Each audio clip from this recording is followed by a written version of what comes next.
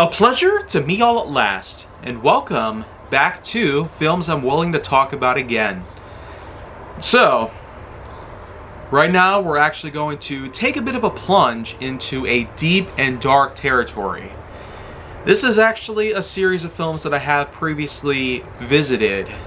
If you remember from films I should have talked about years ago, season 1, then one of those episodes circulated around a Bayverse Transformers film known as The Last Knight. Yeah, that was a movie that I could have talked about a while ago, but decided not to at first. And there were legit reasons for this. But I feel like that it's time to take care of some unfinished business. Also, because we actually have another Transformers film coming later this year, it does make sense by some extensive standards and by appropriation, knowing that we're going to have another event tied to this series. Michael Bay's Transformers from 2007 is basically what I'm going to start off with first. Of course, this wasn't the first time that Transformers were brought to film. In 1986, Sony was able to practically revolutionize the world of animating in the 1980s by creating a Transformers-based film.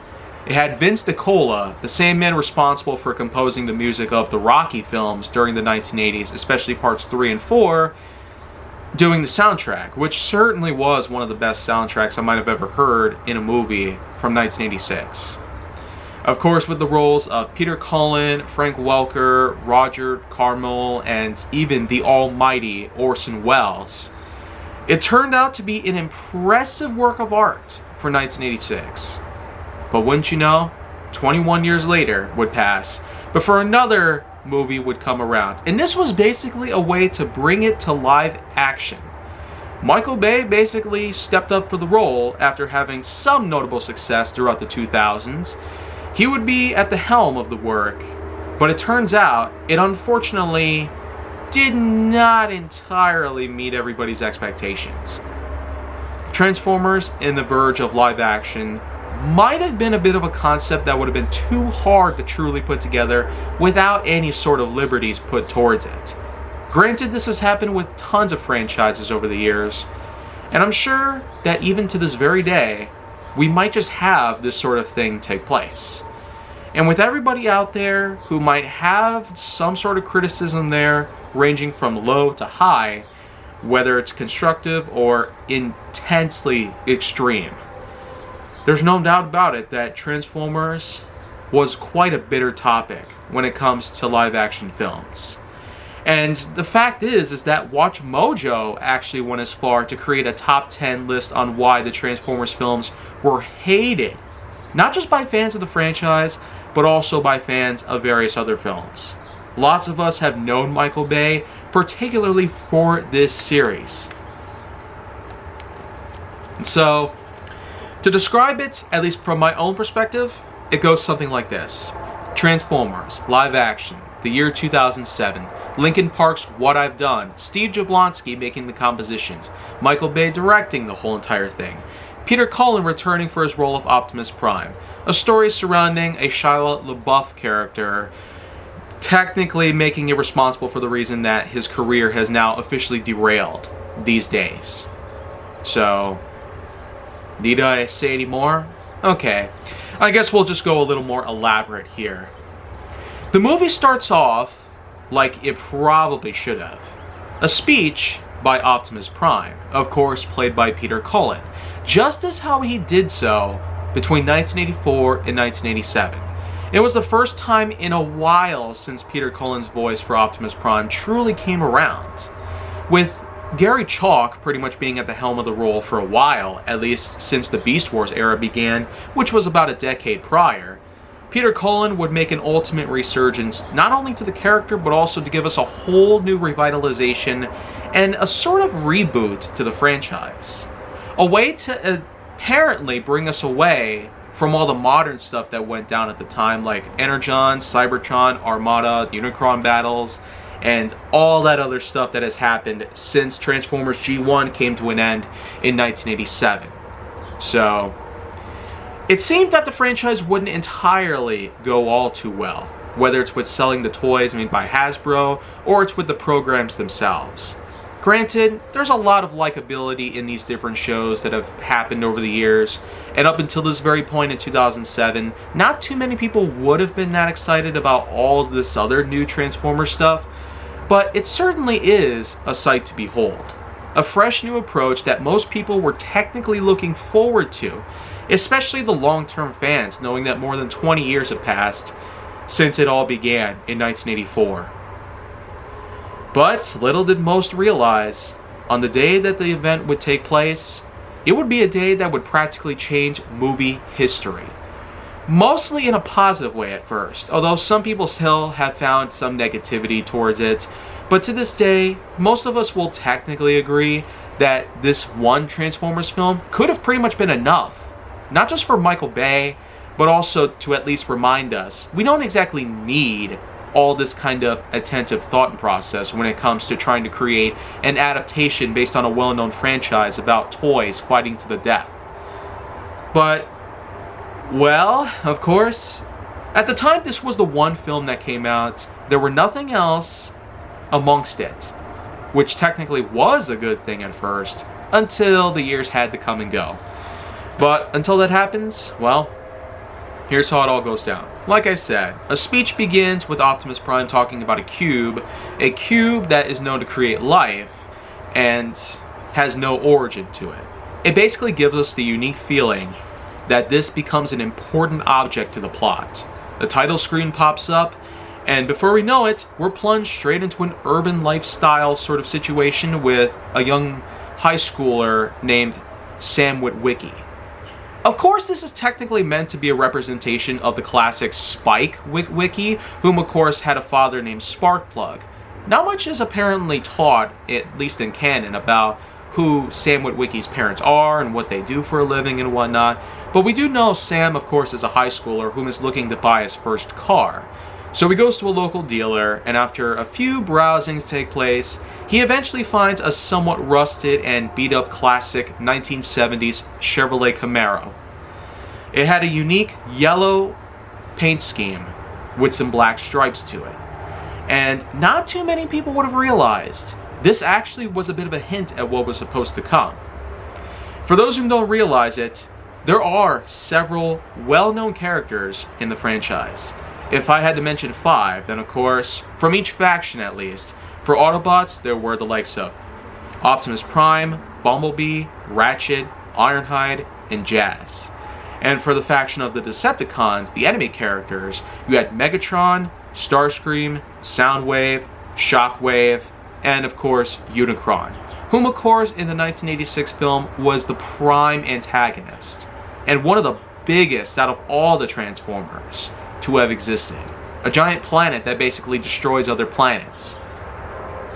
So, of course, what do we get in this film? Not too much in terms of Transformer stuff, at least for a little while. It's a lot like with the Godzilla films that have come and gone over the years, at least up until when Legendary started taking the franchise a little more seriously, and American audiences of the Godzilla films started to basically catch on to a break. One that was truly needed after the travesty of 1998 with TriStar and Roland Emmerich and Patrick Tatopoulos. But you can basically watch that episode of Films I'm Willing to Talk About again if you want to see more of that review I made earlier. But back to Transformers. Like I said though, Sam Witwicky's going car shopping, so it's obvious that the human stuff is around first and not so much of the Transformer stuff. But little do we realize, this Camaro that he buys has a bit of a secret in it. A secret that unfortunately doesn't come off to him as rather obvious, at least not until later. Because what goes on? Well, something terrifying takes place. A police car ends up going after them, which is basically a 2005 Saleen S281, heavily modified and decorated in police lights as well as decals. But the one thing about this police car that seemed off was the quote on the side. Normally it's to protect and serve. Instead, it's to punish and enslave. That was actually something wrong. But Sam didn't exactly realize this until the car actually transformed. Yeah, that's right. This was basically the first Transformer that we basically see on screen this entire time. And it turns out it's basically a Decepticon known by the name of Barricade. And granted, Barricade isn't exactly a bad character. He has made numerous appearances, especially after the movies came and went. But in this instance, a lot of us would have wanted to see a more notable character out there. Why not Shockwave or Soundwave or anything like that? But Barricade? That seems kind of like an odd choice to make, especially if it seems like it was a more original character to begin with. But fear not, because Barricade attempts to interrogate the likes of Sam Witwicky based on a supposed pair of glasses. Glasses that apparently had belonged to his grandfather, Archibald Witwicky. So, what do you know? There's basically a cross-connection between the Decepticons and Sam Witwicky almost right off the bat. So, it at least does make sense that there's a reason for the Decepticons to go after Sam Witwicky because he possesses something that they're looking for. But the pair of glasses, it's not entirely explained as to what purpose do they serve or how do they function in terms of what they're looking for. Well, it doesn't come around till a lot later in the film. But before any of that happens, Barricade chases Sam, the Camaro ends up driving on its own, and apparently it transforms as well. But, of course, the name isn't entirely given away just yet. At least not until we eventually find out after Barricade is defeated by Bumblebee and makes a retreat. Well, I just said, that was apparently the Bumblebee character. And soon enough, that's exactly what it is.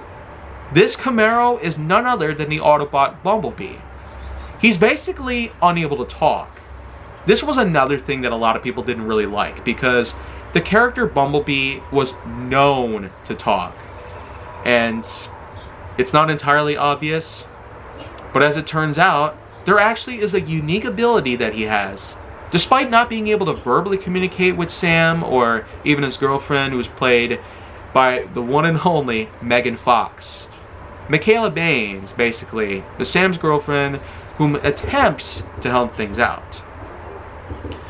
But of course, Bumblebee is, believe it or not, able to communicate with Sam and Mikaela through the usage of his radio. Yeah, his onboard radio system inside is apparently able to transmit series of verbalization. Not from his own processor, no. That would have been a little too obvious to guess. But instead, from the usage of various radio frequencies. He's able to quick dial into them to precisely look for the exact words he wants to communicate with Sam about. So, what do you know? That actually is a pretty unique ability, but the thing is, why can't Bumblebee verbally communicate with Sam or Mikaela or anybody really?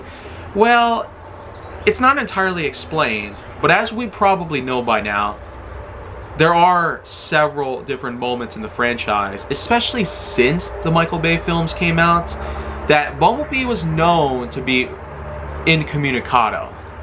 I don't know why they would want to make that canon, especially after the movies, because one thing's for sure, we don't exactly need to have a live-action film become the sole representative of what the franchise should be like.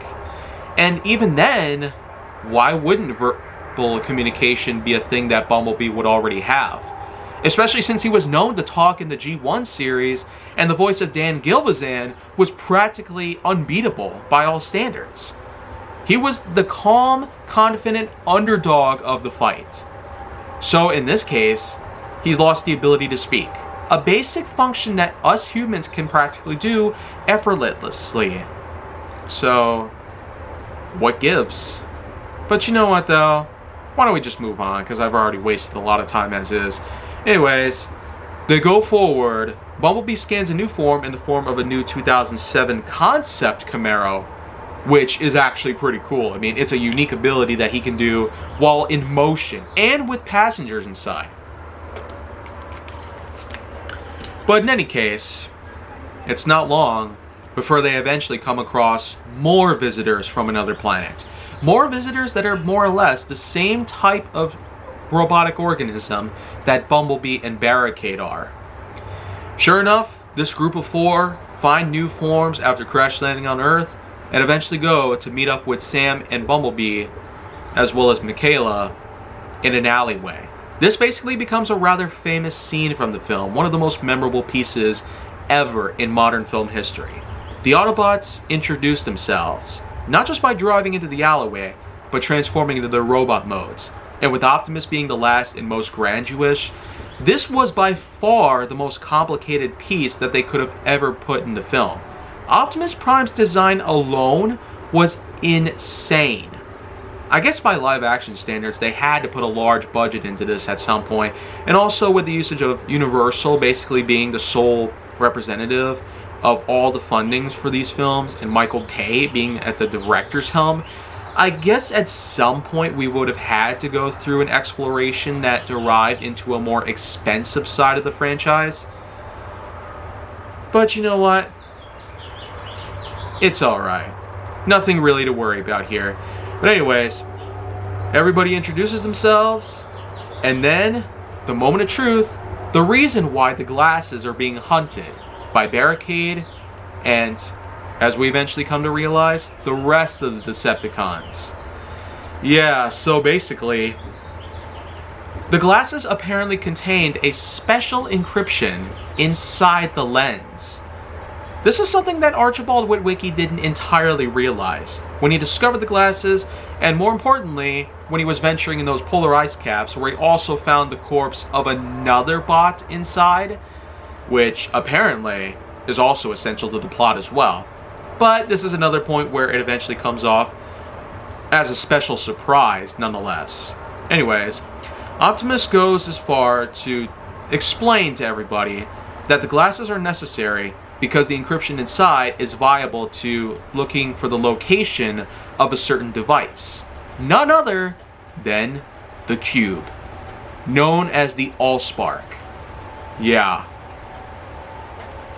So we not only know about the Cube and the glasses, but apparently all this connectivity is finally coming through full circle.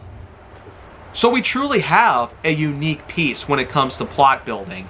And all these new characters that have come around, a group of 5 Autobots, and so far, 1 Decepticon to pretty much come through.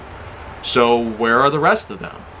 Well, we don't entirely figure this out, but what we do know at least is that from an opening scene there actually was another bot in there, likely Decepticon because of the way he attacked everybody. It was basically a military helicopter, a Sikorsky type of helicopter, whom wasn't entirely given a canonical name, but most of us have referred to him as Blackout. And then of course, there eventually come along others as well, and believe it or not, it turns out the human characters in there, including a commander of the military group known by the name of Simmons, also wants to try and pursue the likes of this so-called Cube. But unfortunately, it doesn't come off as an easy thing because, for whatever reason, Simmons doesn't entirely want to have the likes of Sam Witwicky or the Autobots join in any kind of crusade. It's basically one of those moments where the military try to order everybody to stay out of a certain thing, but they would much rather join in. And so, what happens? A bit of a fight breaks out. Bumblebee is sprayed with foam, Sam Witwicky is taken in, and from then on out, the rest of the Autobots try to make their retreat and regroup and replan in order to try and go for the Allspark a second time around. Since obviously the first way to try and get it didn't entirely work for them. But in all honesty,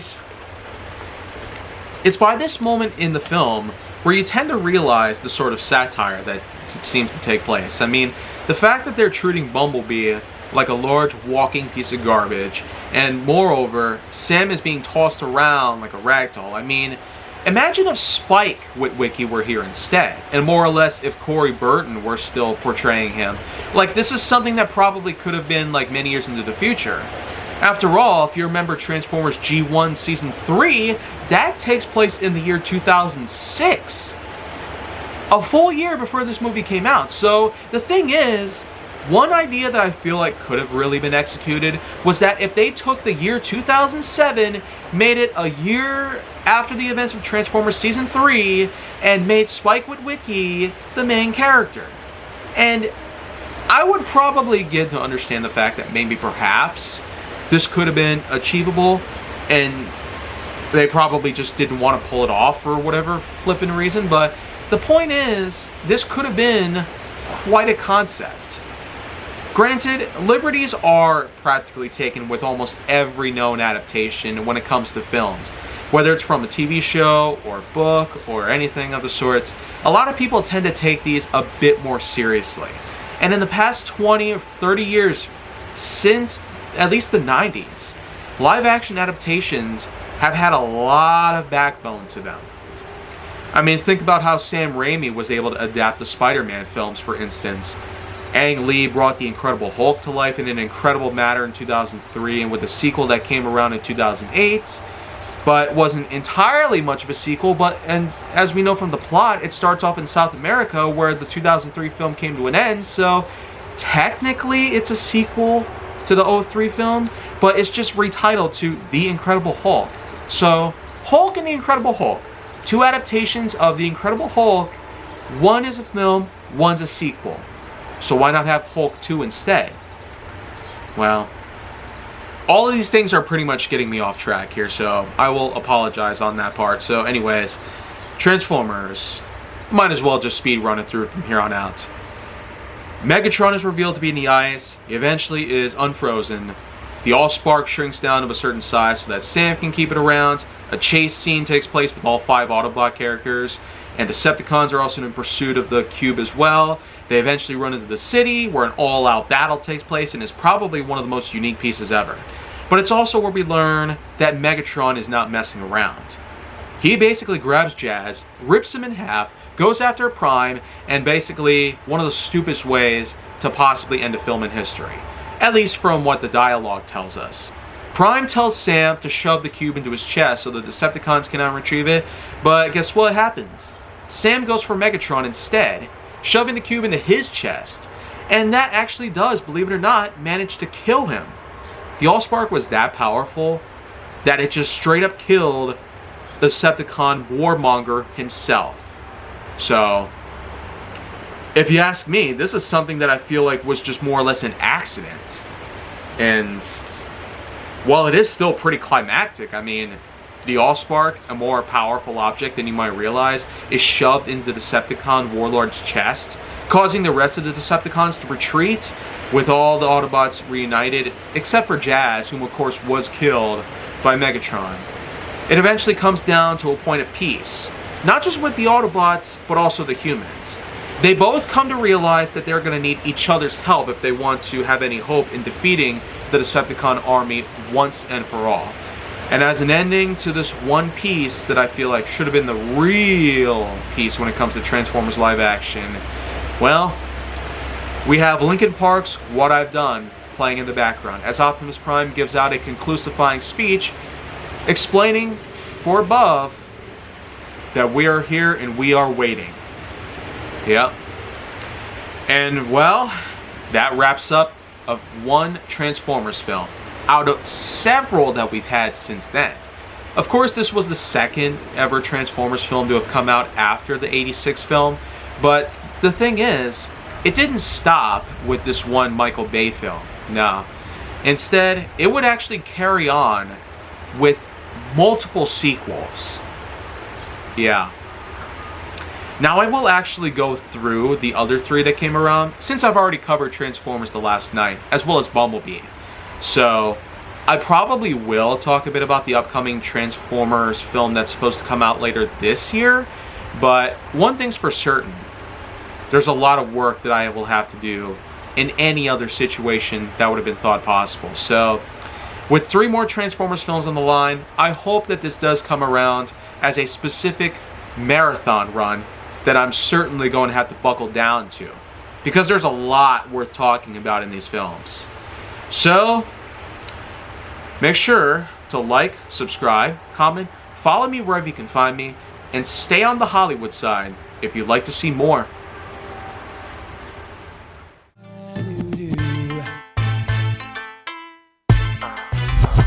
Whatever I want, I usually get, and I'm thinking I want you, but I don't have you yet. I ain't got no tricks to be playing on you.